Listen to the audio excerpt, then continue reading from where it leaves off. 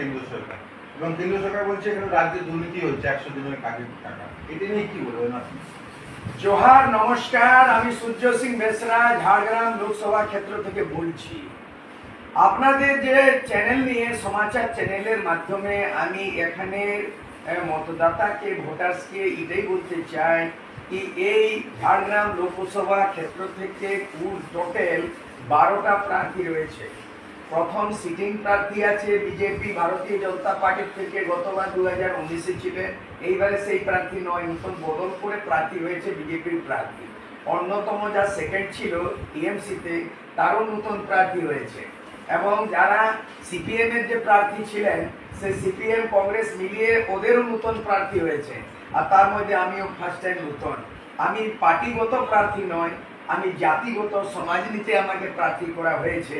এবং আমার যে এইটাই এখানে দেখছি আপসে দ্বন্দ্ব প্রতিদ্বন্দ্ব হচ্ছে, দুর্নীতি এবং এক অপরের আরো প্রত্যারোপ এরা বলছে।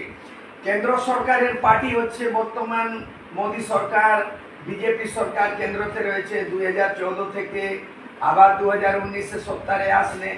আবার এইবারে আবার উনি নরেন্দ্র মোদীকে সামনে করে মোদী গ্যারেন্টির নামে ওরা গ্যারেন্টি চাইছে, কিন্তু মোদীর গ্যারেন্টি নেই, বিজেপির কোনো গ্যারেন্টি নাই।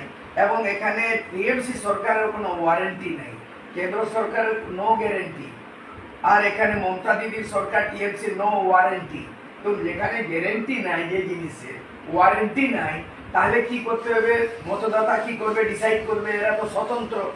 এই যে বলা হচ্ছে কি এখানে বিজেপি দ্বারা আক্রমণ করা হচ্ছে, কি এখানে নিশ্চিত রূপে আমি এখানে যেটা এসেই দেখলাম এই ক্ষেত্রে নির্বাচন ক্ষেত্রে দেখছি কি 26,000 শিক্ষকের যে বাহালি যে অ্যাপয়েন্টমেন্ট হয়েছিল সেটা কলকাতা হাইকোর্ট বাতিল করে দিয়েছে।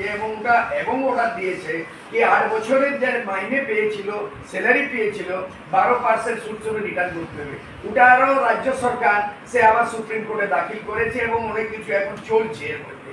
এক তো এখানে, তারপরে এখানে একটা টিএমসির ব্যাপারে আমি বলবো, লালচ দেখাচ্ছে এরা দিকে ভিক্ষাটনের হিসাবে।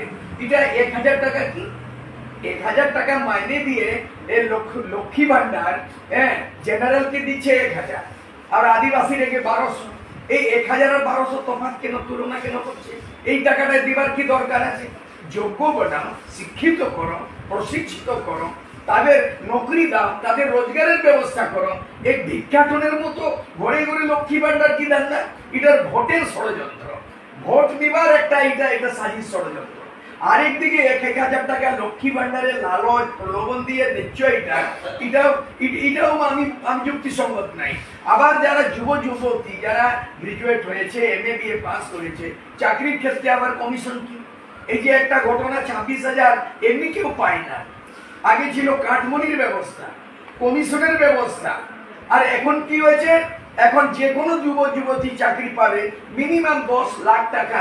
একটা চেন বানানো হয়েছে, রাজ্য সরকার টিএমসি সরকার চেন বানানো হয়েছে কি 10 লক্ষ মিনিমাম টাকা দিলে সে শিক্ষক হবে, পিয়ন হবে, চপরাসি হবে, যে হতে পারে। এই দুর্নীতিটা পাবলিকের কাছে আমি নিয়ে যাচ্ছি। আর একটা বিজেপির ক্ষেত্রে বলা যায়, বিজেপি বলছে এই কুর্মীকে এসটি করার জন্য তাড়াতাড়ি হচ্ছে। এখানে মোটামুটি 25 থেকে বেশি 75 কত এমএলএ বিজেপির ছিল, 75 এমএলএ ছিল। কোনদিন পশ্চিমবঙ্গ বিধানসভায় কুর্মী নিয়ে আর এখানে জনগণ নিয়ে কোন প্রখর রূপে ওরা মানে ওই বিজেপি মানে টিএমসি সরকারের বিরোধিতা করে ওরা হাল্লা গুল্লা করেছে। কিন্তু পাবলিক ইস্যু নিয়ে বেসিক ইস্যু কুর্মীকে এসটি করার যদি পজিটিভলি রিকমেন্ড করার যদি তারা প্রেসার দিত, তাহলে নিশ্চয়ই টিএমসি সরকার, মমতা ব্যানার্জি মুখ্যমন্ত্রী, তার উদ্যোগে তার প্রচেষ্টায় মানে বিজেপি যদি অতটা কুর্মীকে এসটি করার যদি হতো, তাহলে উইদাউট রিকমেন্ডেশন অফ CRI সে করতে পারত। কেন্দ্রতে পাওয়ার আছে, এখানে কেবল রাজ্য সরকার অধিকারে ST SC OBC করার ক্ষমতা কারণ নাই। এটা কেবলমাত্র কেন্দ্র সরকার। ওবিসি কে আমি আগেও বলেছি, ওবিসি সংবিধানের আর্টিকেল 340-তে ওবিসিতে লিস্টেড করার ওদের একটা অধিকার রয়েছে। তারপরে শিডিউল ট্রাইবের জন্য 342তম ব্যবস্থা আছে, সেটা পার্লামেন্টে হবে, কেন্দ্র সরকার করতে পারে। এই যে বল এক অপরের বল ফেলাফেলি হচ্ছে আর কি, খেলা হচ্ছে, বলের খেলা।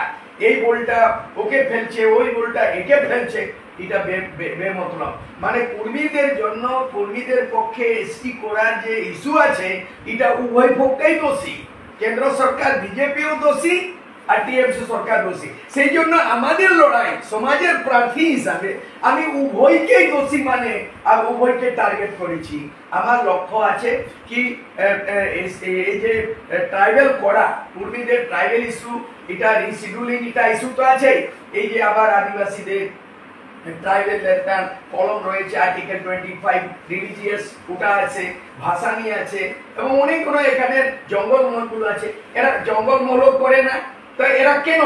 এরা কেন্দ্র সরকার যদি চাইলে, গভর্নরের একটা অধিকার, গভর্নরের একটা পাওয়ার আছে, শিডিউলের গভর্নর, কি ওই স্টেটের গভর্নর যে কোনো এরিয়াগুলোকে শিডিউল এরিয়া ঘোষিত করার জন্য রাষ্ট্রপতিকে লিখবে। কিন্তু আজ পর্যন্ত কোনো গভর্নর আদিবাসীর জন্য এরা করলো না। তো এইগুলো আমার বেসিক ইস্যু। ওরা লড়াই লড়ছে, আমি কোনো কাকে ব্যক্তিগত আক্ষেপ লাগাচ্ছি না, ব্যক্তিগত কোনো ক্রিটিসাইজ করছি না। আমার ইস্যু বেস, আমার ইলেকশনের লড়াই। আমার এখানে 17,77,000 ভোটার, এবং এখানে 7টা বিধানসভা, এখানে কর্মীও আছে, এখানে আবার আদিবাসী সাঁওতালও আছে। সমস্ত লোকের দুঃখ দরদ, তাদের অধিকার আর তাদের যারা নিডফুল যারা ইস্যু আছে, ওইগুলোই রাইজ করবো। এদের দ্বন্দ্ব দিয়ে আমি পালিয়ে পড়বো না, এবং আমার লড়াই এর উভয় পক্ষকে বিরোধ করে আমার তিসরা বিকল্প, থার্ড অপশন সূর্য সিং বেসরা, এইটাই আমার আপিল। নমস্কার।